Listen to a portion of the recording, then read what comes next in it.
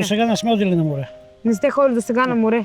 Ние, аз, ние, децата. Станимир, здравей! Преди седмица се срещнахме с теб от Кредисимо Да. съвсем случайно и разбрахме за твоята история и седмица по-късно аз съм тук с едно обещание към теб да ти подарим един ваучер за 7 дни на нашото Черноморие за теб и твоите двама сина. Мерси. Как се чувстваш след тази новина, която ти нося днес? Радост. Само радост. Добре, разкажи ми малко повече за теб и за живота. Нека да вкарам публиката в твоето ежедневие. Моето ежедневие всеки ден ми е у работа.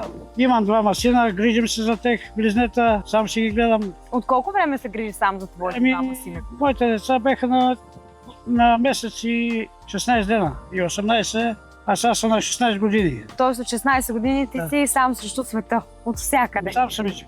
Добре, искам да ти подаря този ваучер, Мерси. за да може да изкараш една хубава почивка.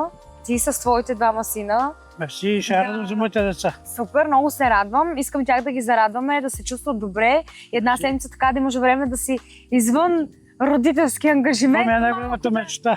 Малко да отдъхнеш. Най-голямата мечта ми е. Ти казваш, че никога не сте ходили на море. Не, никога. И с една заплата няма как. Не мога да отделиме за море. Това е нашия жест към теб. Надяваме да... И вие бъдете живи и здрави. Да се изкарате добре, да се изкарате много хубаво, да запомните хубаво нашата среща най-вече. Че няма да се забрави никога. Добре, много се радвам. Защото на нас ние като за пръв път и е нормално да не се забрави това нещо. Много се радваме, че успяхме да сбъднем вашата малка мечта. И аз се радвам много и благодаря много от сърце. Благодаря. И ние благодарим за възможността, че имаме твоето позволение да направим този жест към теб и твоето семейство. Благодаря и аз.